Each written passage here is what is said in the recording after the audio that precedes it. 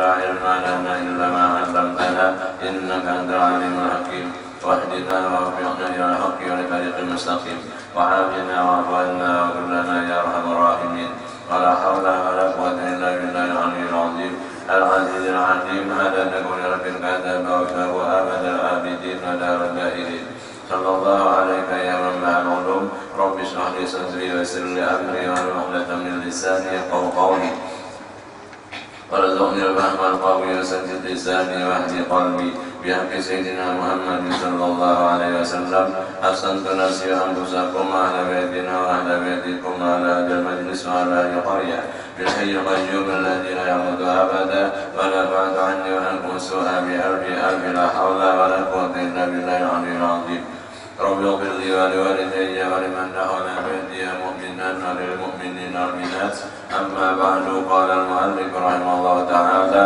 ورضي الله عني وعنكم من جميع المسلمين وقال رضي الله عنه ونفعنا به وبعلومه بالدارين آمين.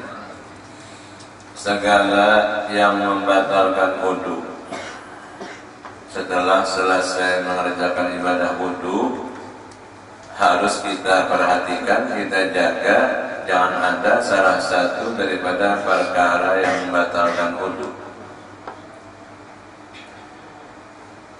yaitu 4 perkara.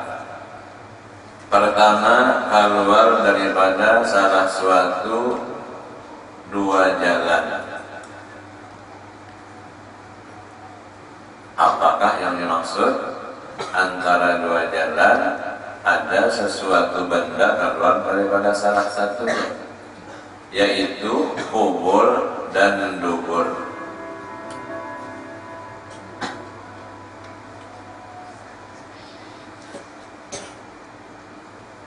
Sama ada yang keluar itu najis atau tiada, walaupun benda suci, sesuatunya keluar dari salah satu 2 jalan, lubang di hadapan kubur dan lubang di belakang dubur.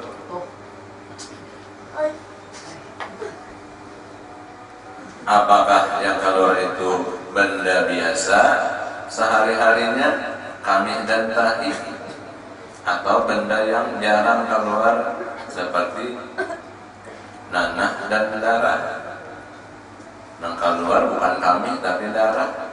Itu apa saja sesuatu yang keluar dari salah satu 2 jalan maka membatalkan wudu. Benda atau angin, karena bendanya cuma melepos, angin keluar, ngarannya kentut. Bila bakantut batal wudu. Kantut itu adalah keluar angin, biasa di belakang keluarnya. Sekiranya ada angin keluar di hadapan, mungkin dialami oleh perempuan, itu pun batal wudu juga. Jadi pembinaan bakantut di hadapan. Kalau sahabat apa lagi masalahnya, batal wudu.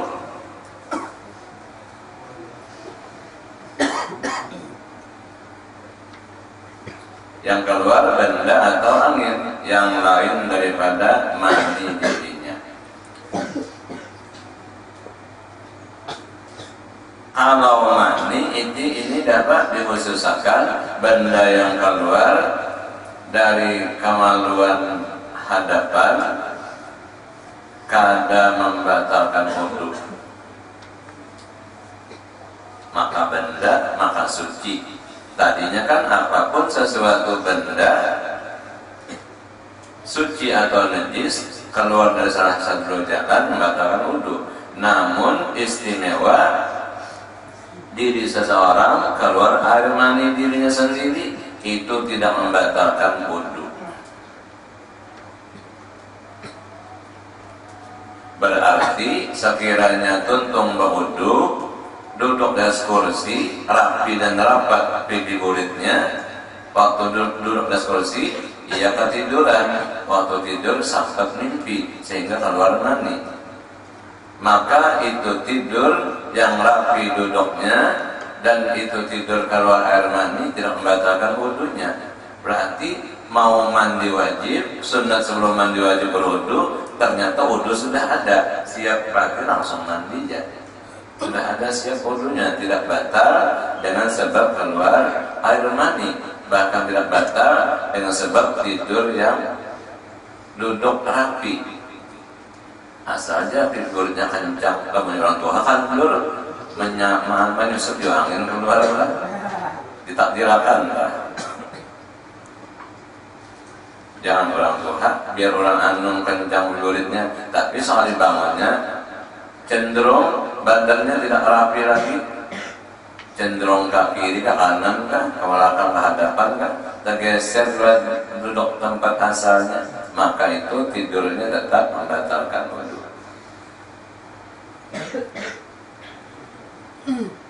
Ini masalah mani dirinya sendiri keluar. Sekiranya mani orang yang keluar itu masuk bagian sesuatu yang keluar dari salah satu dua jalan, maka membatalkan wudu. Contoh misalnya lakinya kebanyakan air maninya, sehingga apa? Selesai hubungan badan, selesai mandi junub, mandi wajib, tuntung sembahyang, selesai sembahyang, lalu istri keluar mani, ternyata mani bekas lakinya, kehibakan nang loroki, limpual wadahnya, lalu nang masuk ada ke dalam bagian rahim, nang keluar ada. Syukur-syukur napa keluar sudah tuntung mandi dan sudah tuntung sembahyang, berarti wudunya itu batal. Sekiranya belum sembahyang, selesai mandi wajib, keluar mani laki, bukan mani dirinya, itu membatalkan wudu. Mau sembahyang, ambil lagi air wudu, maka kan mendapatkan hadas kecil. Itu paham tak saudara? Hati paham tak? Ada ilmu pengetahuannya hubungan orang nang balaki babini. Jangan tahu balakinya, jangan tahu babininya. Ujar bini, aku nak tuntung bodoh keluar mani nak. Napa aku nih? Tidak bisa kan dia bongol karena kita. Dikeker dari air mani siapa? Oh, ternyata air mani bekas lakinya, bukan air mani dirinya istri itu. Maka itu keluar sesuatu benda dari salah satu jalan membatalkan wudu. Makanya air mani berkait dengan dirinya, bukan air mani orang. Kedua, hilang akal, tidak ada pikiran dengan sebab tidur. Nah, cuma tidurnya tadi tentu tidur yang tidak tetap tempat duduknya. Kalau tidur waktu duduk dan tetap tempat duduknya rapat, maka setelah bangunnya tidak berubah tempat duduknya, itu tidak membatalkan wudu. Sebab kada mungkin keluar angin sentut. Kalau tidur berbaring, itu akalnya sudah hilang, tidak kontrol lagi apa yang terjadi, apa yang keluar antara kubur dan dubur. Atau lainnya, lain dari tidur, menelan apa, obat-obat terlarang, meminum apa, minuman-minuman keras yang menghilangkan akal, bahkan gila babi sekalipun, pingsan yang cukup panjang, maka membatalkan wudu. Melainkan tidur orang yang tetap kedudukannya, guring berduduk sampai bangun, kada obah di tempat duduknya, maka itu tidak membatalkan wudu, ditakdirkan tidak ada sesuatu yang keluar. Ketiga, bertemu kulit laki-laki dengan kulit perempuan yang besar keduanya. Ukuran besar kedua laki dan perempuan itu, yaitu sudah umur mumayyiz, dapat membedakan antara baik dan buruk, antara makan minum dan bersinjah dengan sendiri. Nah, bertemu kulit sama kulit, laki dan perempuan, yang besar keduanya. Lagi dihalalkan nikahnya. Ini sentuhan antara dua jenis itu hukum nikahnya halal, artinya bini-bini halal nang boleh dinikahi dan dikawini, lalu tersentuh kulit dengan kulit, maka membatalkan wudu berdua batal, si laki-lakinya dan si perempuannya. Yang tiada berlapik, cuma bertemu kulit tadi langsung kulit dengan kulit tanpa lapik.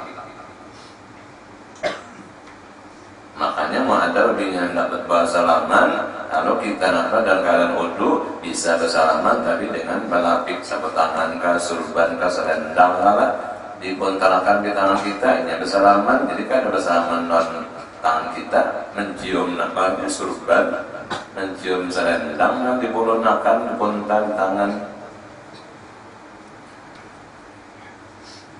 Bersalaman menjaga kada batal wudunya, itu dengan berlapik. Kalau tanpa lapik bertemu kulit dengan kulit batal.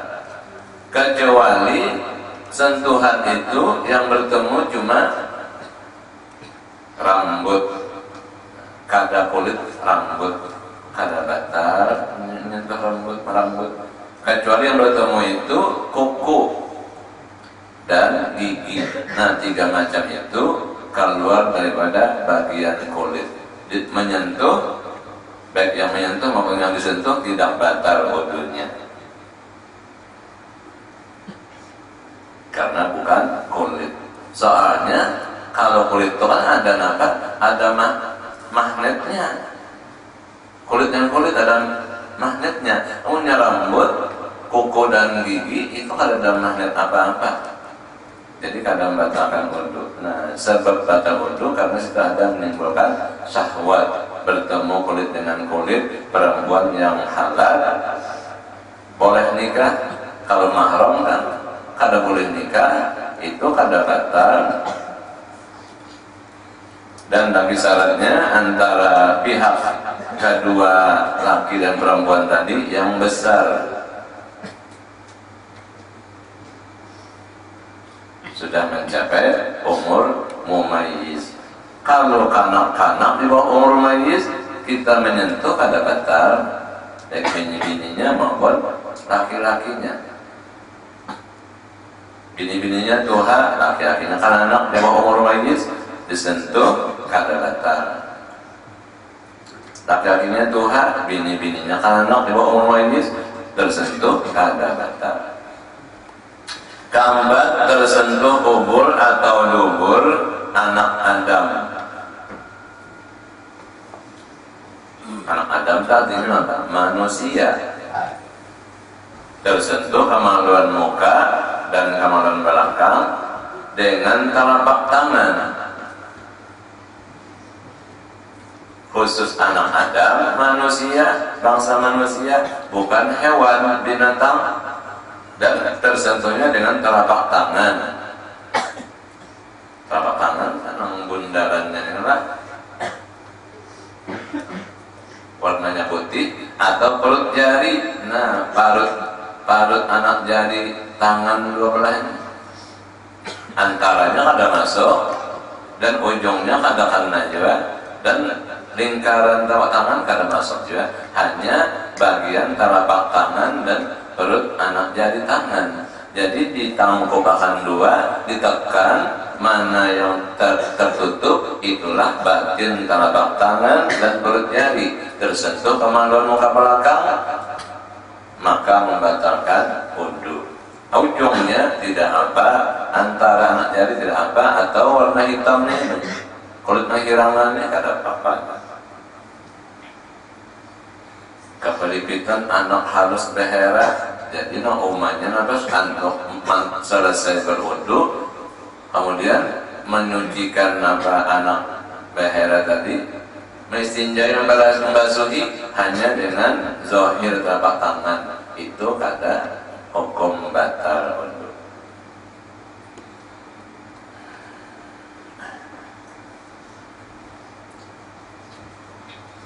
Diharamkan atas orang yang tiada berwudu itu 4 perkara. sementara belum baudu haram mengerja salah satu 4 perkara. Pertama sembahyang wajib dan sunat kada boleh tanpa wudu, kecuali lifaqid tahuraini, hendak berwudu banyunya sama sekali tidak ada, hendak bertayamum air tanah berdebu suci tidak ditemukan, waktu ternyata sampai, nah wajibnya sembahyang walau tanpa wudu, walau tanpa ganti wudu tayamum. Kenapa? Karena ketiadaan bersuci dengan memakai air, ketiadaan bersuci berwudu dengan tayamum tanah, tayamum dengan tanah itu sementara dihormati waktu. Bila akhir-akhirnya ditemukan air atau ditemukan tanah yang suci dan berdebu, maka diulangi, diadah, wajibnya ada. Nah, jadi sementara masalah hukum tidak ada wudu, haram 4 perkara. Pertama sembahyang. Tapi kalau memang orang tadi ketiadaan alat bersuci, air dan tanah, maka wajibnya sementara waktu sampai mengerjakan sembahyang dihormatil waktu. Kenapa?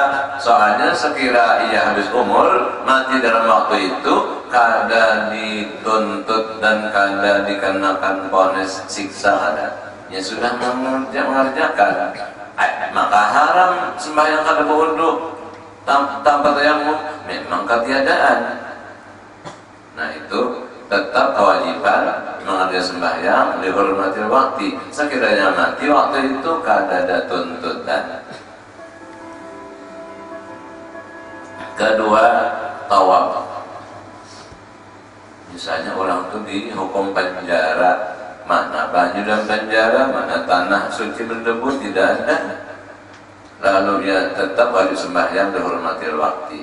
Sekiranya mati dalam penjara, kada dituntut siksa. Kedua, tawaf.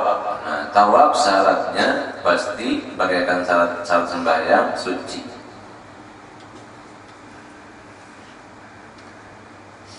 Jadi sekiranya pertengahan tawaf batal wudu, wajib mengambil air wudu dan menyambung tawafnya.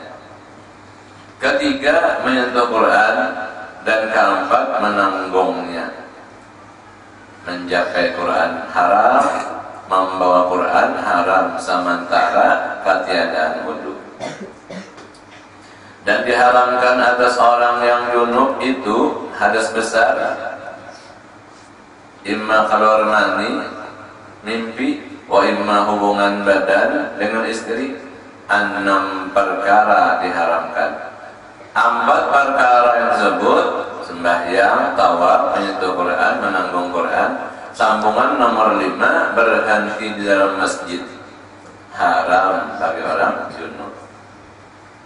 Dan ke-6, haram membaca Quran kalau jelas Quran yang dibacanya dan niatnya pun membaca Quran.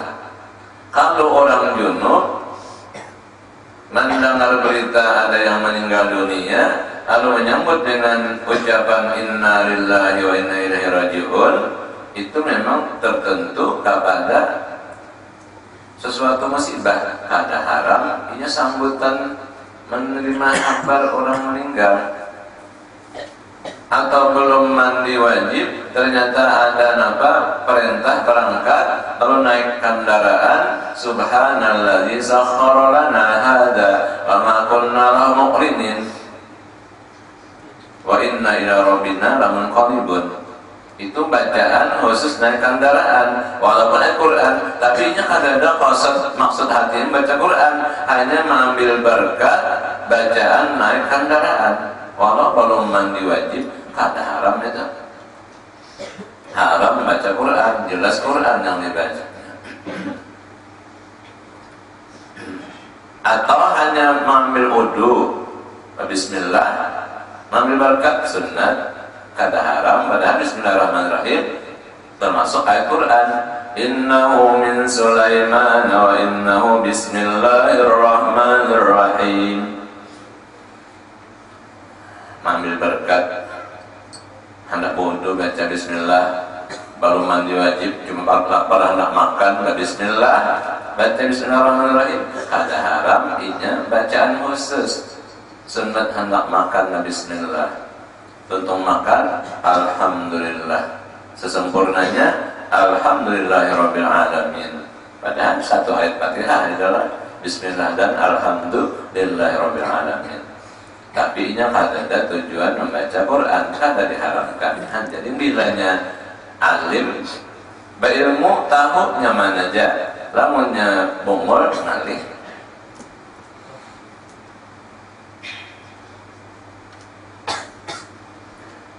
Dan diharamkan atas orang yang haid dan nifas itu 10 perkara. Nah, ini pengalaman beginian sementara masa haid, sementara masa nifas 10 perkara diharamkan. 4 di atas, tambah 2 di bawah, 6, tambah 4. Jadi berarti adalah anunya halangannya sampai 10 perkara yang dilarang dalam agama. Islam tidak merestui bila mengerjakan salah satu dari 10 perkara bagi perempuan sedang masa haid dan masa nifas. 6 perkara yang tersebut: sembahyang, tawaf, menyentuh Quran, membawa Quran, berhenti dalam masjid, membaca Quran. Sambungannya ke-7, puasa.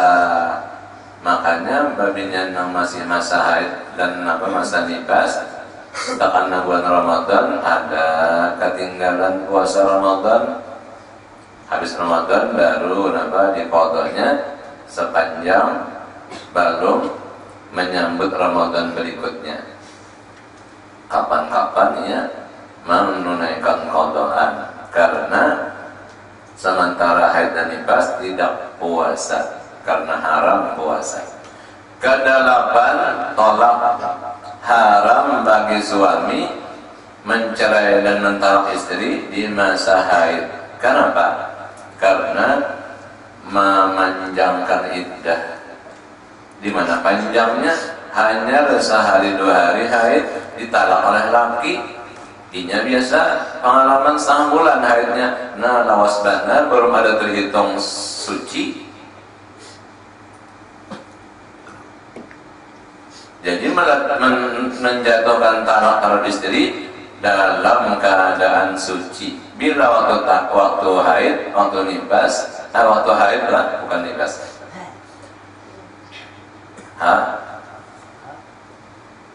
Waktu nifas sudah habis melahirkan kan nifas lah. Nah, haram mentalak istri waktu haid karena memanjangkan masa iddahnya. Coba waktu suci sudah terhitung 1 daripada 3 kali suci. Jadi tinggal menunggu 2 kali suci. Jumlahnya 3 bulan pertama tadi selesai. Dan haram mentalak istri waktu hamil karena ada janin dalamnya. Lalu tanda perempuan itu beriman, ia wajib menyatakan dirinya hamil. Soalnya bisanya berdusta, bakulim kepada parutnya kosong, kadada kandungan, kehendakan balaki yang kedua. Laki mentalak, padahal parutnya berisi janin hamil, sebulan kah 2 bulan kah. Ditakoni kada hamil, itu hilang tanda imannya. Perempuan beriman tetap menyatakan bahwa dirinya sudah sebulan itu tidak ada datang bulan, bulan kedua juga tidak datang bulan, berarti batianan. Disalah lakinya haram, laki itu menyarah waktu hamil. Lalu ada orang kepingin hendak mengawini, Bapadah hadabatianan haram pulang bini itu pada hadabatianan hilang tanda imannya. Jadi dikasih apa? Laki-laki haram antara bini waktu haid, bini-bini bang kalau mengalami ditalak lakinya waktu hamil, kehendakan laki yang kedua, lalu pada hadabatianan haram pulang. Soalnya pada hadabatianan sudah ketianan 2 bulan, masih 7 bulan menunggu hanya lahir, hanya kaum laki yang kedua. Habis itu sudah apa? Hamil itu dengan melahirkan kandungannya. Nah, jadi jangan apa? Jangan melanggar aturan syariat Islam. Laki alim berilmu haram antara bini atau haid. Waktu suci bang boleh, lamun bakasnya kada dipakai. Lamun malam hari orang berpunya bininya suci, malam hari dipakai. Dihubunginya siangnya dia tuhannya talak haram juga. Jangan-jangan proses itu apa? Proses verbal. Ada prosesnya itu apa? Sukses. Hubungan malam tadi ditakdirkan apa? Bersatu antara mani laki dan mani bini, lalu apa? Jadi janin siangnya dicari saraf haram. Jadi mentalak bini itu nang hukumnya halal, kada haram waktu suci dan waktu kada dihubungi. Han alim nang laki adalah ini sedikit emosi, talakan dika jatuh.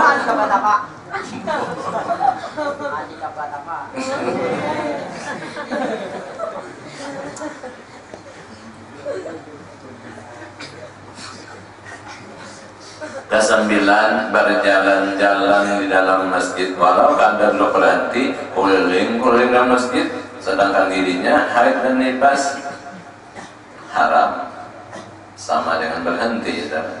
Jika ditakuti akan mengotorinya. Nampak keliling jalan-jalan di masjid, diputar-putar dalam masjid dalam keadaan haid dan nifas, haram jika ditakuti akan mengotorinya. Lamunnya jalan pintas saja, masuk pintu kanan, terus keluar pintu kiri, tidak berhenti, berjalan dan aman daripada mengotori, boleh. Kalau berjalan-jalan itu keliling-keliling dalam masjid, walaupun tidak mengotori tetap haram. Hukumnya keliling-keliling sama lalu hukum berhenti. Kalau jalan pintas saja, masuk pintu kanan, keluar pintu kiri dan aman daripada mengotori, boleh. Ke-10, bersedap-sedap dengan antara pusat dan lutut anggota istri waktu haid dan nifas, haram apa suami bersedap-sedap di mana anggota antara pusat ke dalam pusat lah dan lutut ke atas pada lutut. Jadi hendak apa? Lutut ke bawah aja, pusat ke atas saja. Hendak panen buah apa? Mangga boleh aja. Namun pusat ke bawah, lintut ke atas, kada boleh. Ada seorang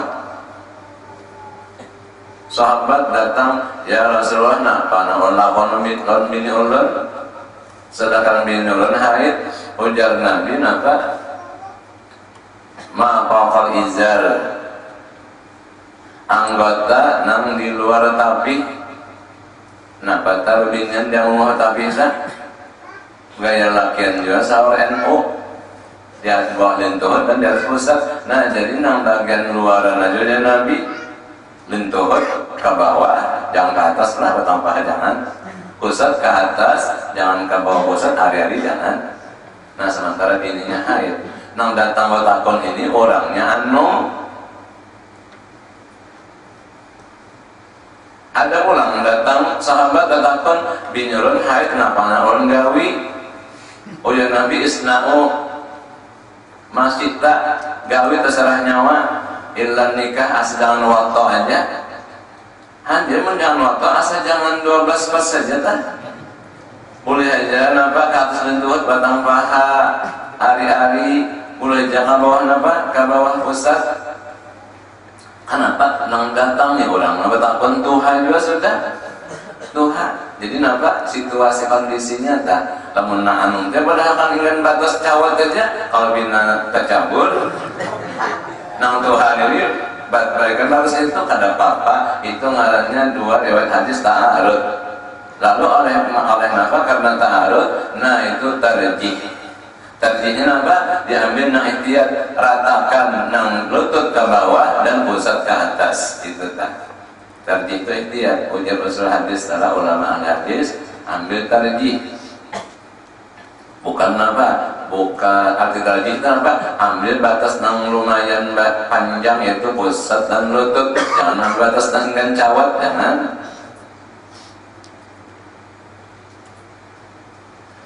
Jadi kada hukum jamak dijamakkan tapi hukum tarjih. Ya hanya terjadi apa? Perubahan ada tanggal harinya dan tarikhnya itu hukum tarjih, hukum nasikh dan mansukh. Ini ternyata hukum tarjih. Ambil nang ihtiyat yaitu rata-rata samakan batas antara pusat dan lutut. Di atas lutut dua pusat haram bagi perempuan haid dan nifas untuk suaminya bersedap-sedap. Segala yang mewajibkan mandi yaitu 6 perkara. Pertama, masukkan khosafah. Ujar orang Bali mana topi wajah. Orang ini memang mana helmnya, yaitu alat jima laki-laki ke dalam paros, yaitu lubang kemaluan kubul atau dubur. Muka belakang bila tinggalan khosafahnya maka itu mewajibkan mandi walaupun tidak keluar mani. Jadi hubungan suami istri sekalipun hanya masuk khosafah itu mewajibkan mandi walaupun tidak keluar mani, masuknya kalau lubang kemaluan walaupun belakang ngarannya apa? Liwat batas masih kubul kemaluan hadapan. Kedua, keluar mani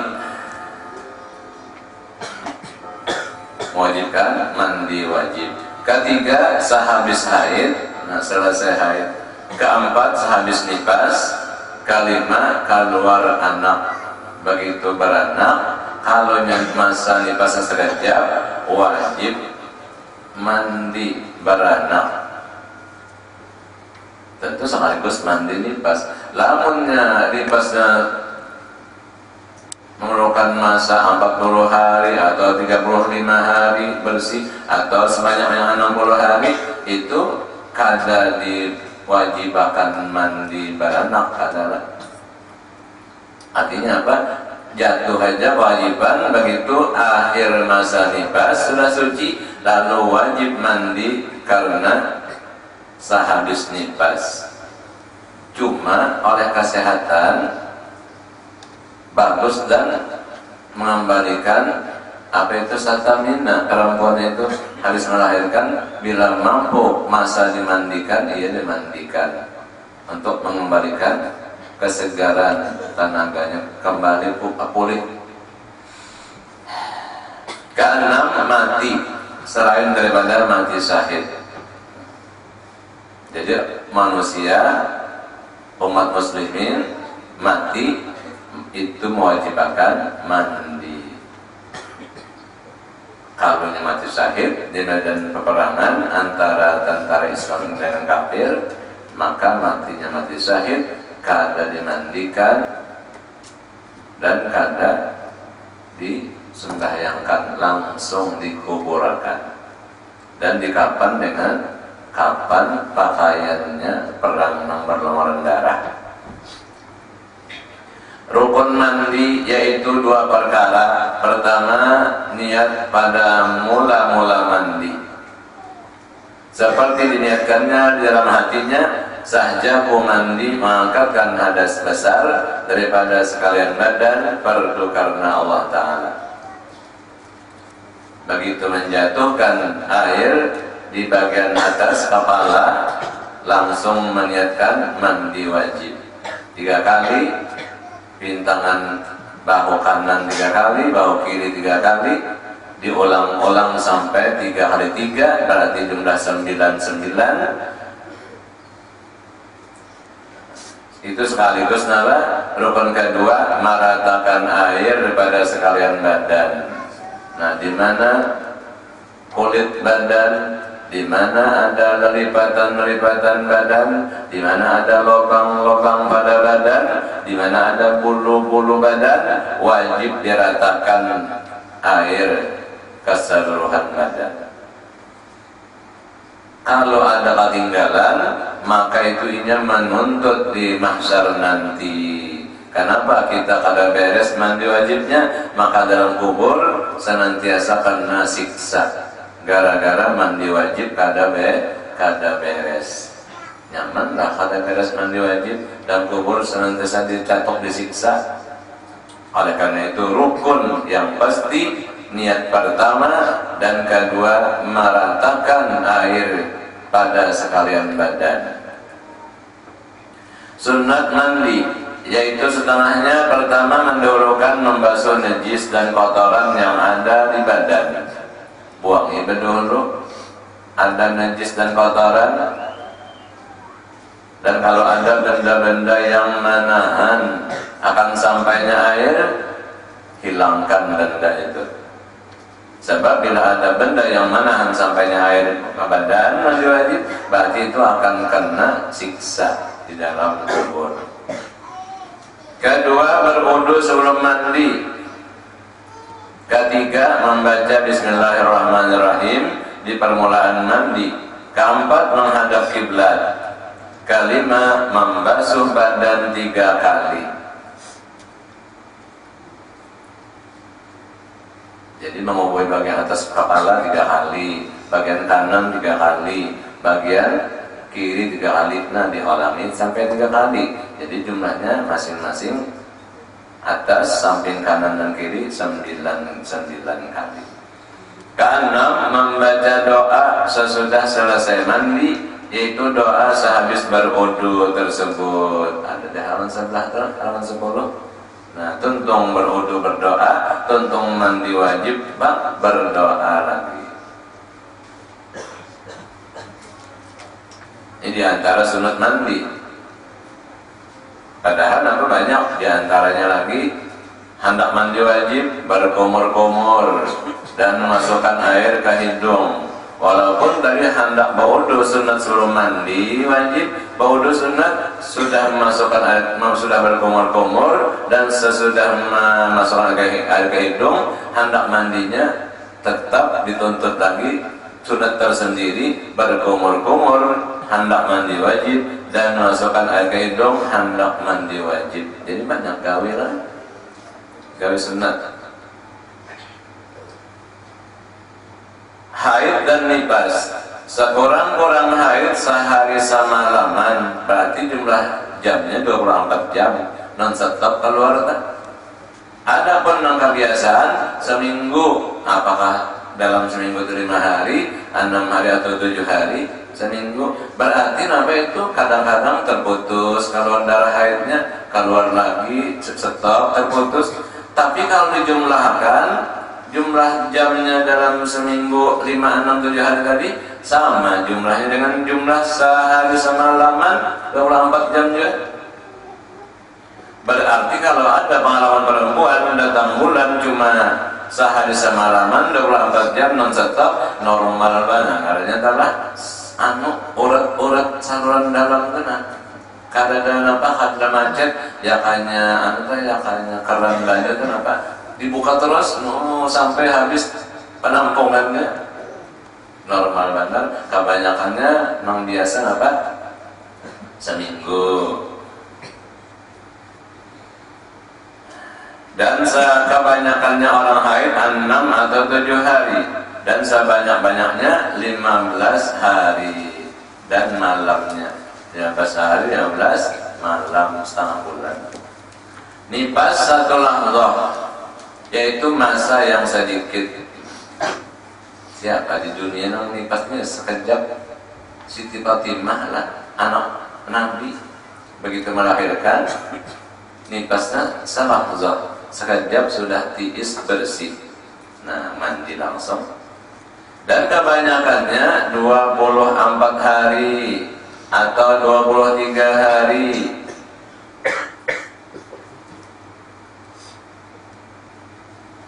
Itu kebanyakannya kebiasaan.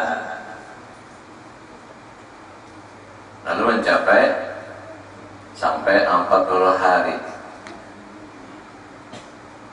Kalau sebanyak-banyaknya 60 hari. Jadi bagian masa nifas bagi perempuan salahzah. Itu yang terjadi Siti Fatimah anak Nabi. Kebiasaan kebanyakannya kebiasaan 24 hari, 23 hari sampai mencapai 40 hari. Itu yang teradat kebiasaan. Sebanyak-banyaknya 60 hari. Jadi normal maksudnya kondisi badan istri itu sudah 2 bulan ganap, bukan hanya ganap 40 hari, tapi 2 bulan ganap baru ada hubungan suami istri. Nah itu sudah normal benar sudah. Sebanyak-banyak masa nifas 60 hari, 2 bulan ganap. Dan sekurang-kurang suci antara 2 haid 15 hari. Begitu haid seminggu dari kebiasaan, kemudian suci mandi haid 15 hari kemudian datang bulan lagi, datang haid lagi, berarti itu masa sekurang-kurang suci. Sebanyak-banyaknya Bang, dan kebanyakannya orang 15 hari dan malamnya lah, jadi namun sebanyaknya harus terhitung ya. Maksudnya apa? Kita mengetahui ini bila kurang masa sucinya 15 hari, berarti belum datang yang kedua ini, baru dinamakan haid. Itu masih istihadah, darah penyakit artinya. Duluan datang, duluan keluar. Kalau sudah jumlah 15 hari, darah istihadah atau darah penyakit itu terhukum suci, itulah bukan haid. Nah kalau sudah dijumlahkan 15 hari, baru terusannya itu haid.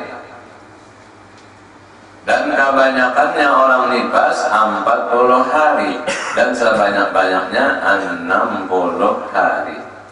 Jadi bisa, kenapa darah nifas mengiringi wiladah melahirkan anak lahir 24 hari atau 23 hari.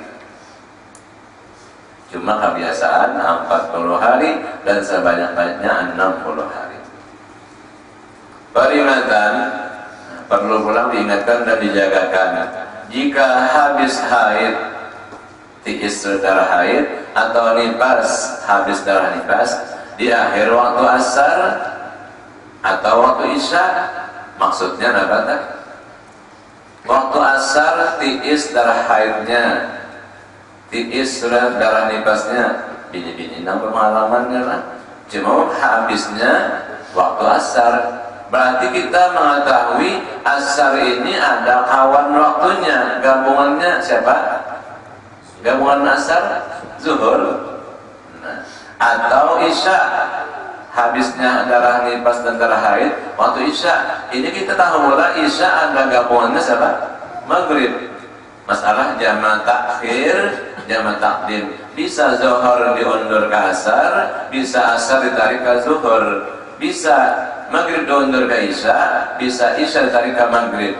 Nah ternyata waktu asar habis tiis darah haid dan nifas, waktu isya tiis darah haid dan darah nifas, lalu inya mandi. Nah waktu sembahyang nang digawi asar zuhur pang taumpat kan. Nah waktu nang wajib digawi isya maghrib pang taumpat kan. Nah wajib diqadha zuhur dan asar atau maghrib dan isya. Nah Pak Ati qadha wajib ditunaikan zuhur tempat ke asar, wajib ditunaikan maghrib tempat ke isya. Nah ini ilmu agama bagi kaum wanita. Ini untuk baba habis haidnya, hampir keluar darah haid waktu asar, tiis sudah terlalu berasi haluinya ditapalinya kampas kada keluar dina warna kuning apalagi hambang putih melulu kapasnya habis tiis dah berasi haluinya mandi untuk asar. Nah sembahyang apa? Sembahyang asar sudah suci zuhur bang tak umpat wajib digawi. Nah ilmu ta'alim babinya itu. Demikian pula apa isya berasihnya mandinya wajib sembahyang isya maghrib bang keempat wajib juga sebab itu ada hukum jama takhir. Kan alim mulang bini kita macam itu kan. Ini santriwati nang wajib untuk ilmu ini. Santri bang kada cuma santri ini nang ngaran bisi bini hendak kawin bini wajib juga tahu bila bininya kada tahu wajib lakinya mah beritahukan melajari.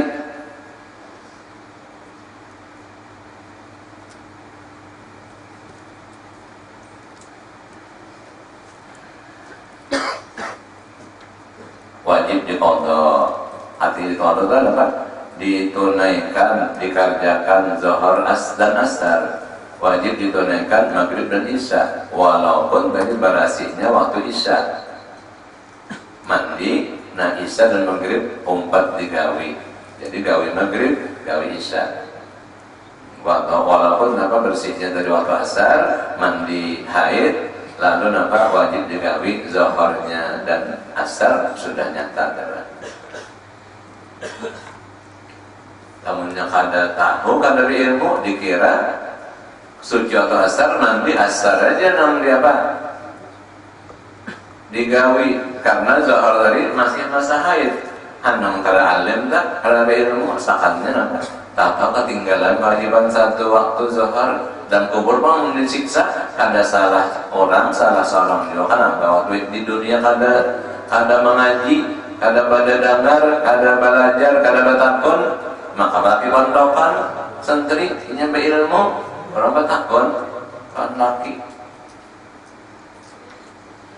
Dan jika habisnya itu di lain waktu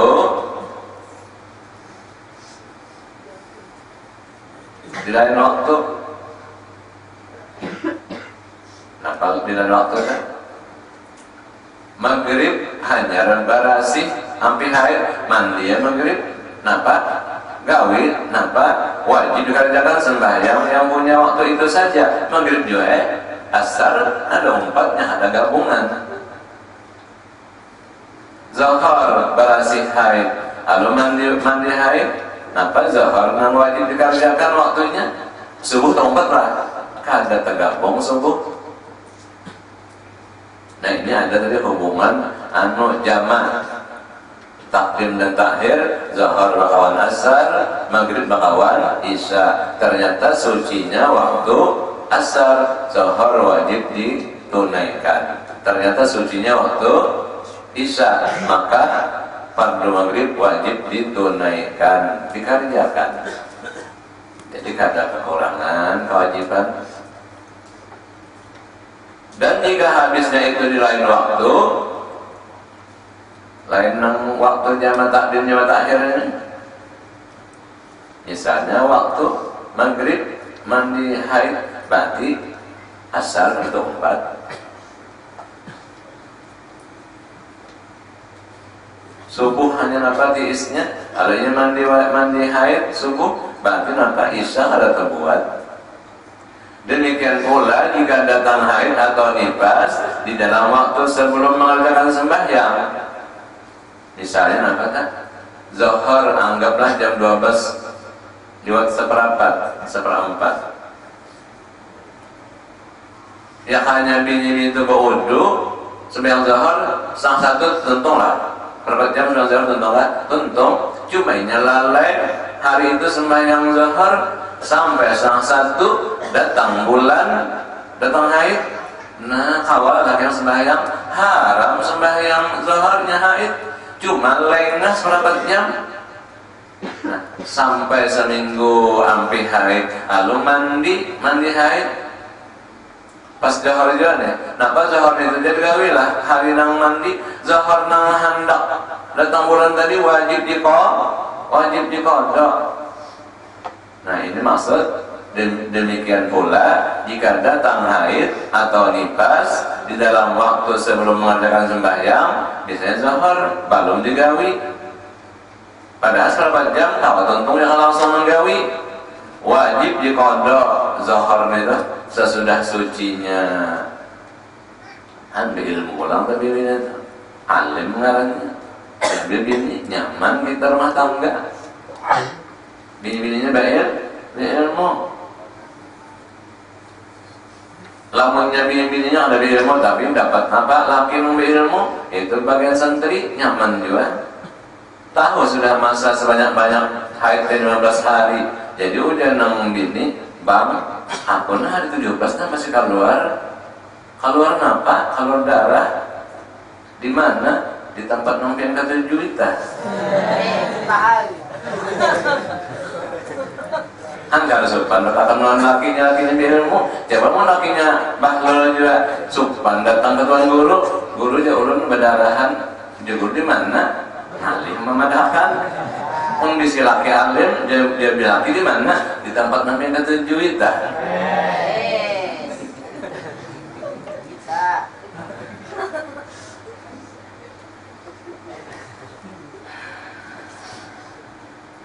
Kisah guru di baik, kalau tentang ngajian tadi keraton sampai ke sekompot ini menlaki alim ini nyaman kalau sementara tuan guru lain dan laki dia langsung.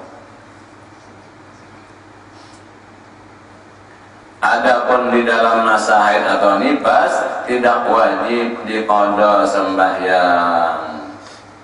Wajiblah ada, malahan haram. Kalau sayang monopoli lah kekurangan agama. Seminggu datang bulan mandi di pondok kewajiban seminggu itu yang 7 hari 5 kali 7 waktunya kada sah malahan haram. Bersalahan puasa wajib bersalahan puasa wajib dibayar qadaan sesudah sucinya. Nah lain masalah perintah puasa maklum ini apa ibadah tahunan. Jadi oleh Islam mewajibkan babinian nang masa haid dan masa nifas haram puasa wajib diqadha. Adapun kewajiban sembahyang harian dalam sehari semalam waktu sementara haid dan nifas haram sembahyang dan kada wajib diqadha, malahan namun melaksanakannya haram mengqadha sembahyang di masa haid setelah sucinya haram. Artinya jelas nilai babinyan itu masalah agama di bawah rendah kurang daripada nilai posisi lakinya. Jadi oleh karena itu wajib nang bini taat lawan laki karena agama laki tertinggi terbanyak di atas. Soalnya bini-bini dalam sebulan ada aja naik bendera merah putih. Ya Allah haid. Nah, oleh karena itu wajib bini taat lawan suami sebab di segi agamanya sudah kekurangan dan di segi apa duitnya kada keluar. Laki yang wajib keluar nafkah harian mau kasih bininya. Summa qala tayammum, ganti daripada wudu lantaran kada ada banyu sama sekali atau banyu ada disebabkan kada boleh memakai air pada anggota wudu. Wallahu subhanahu wa ta'ala a'lam. Al-Fatihah.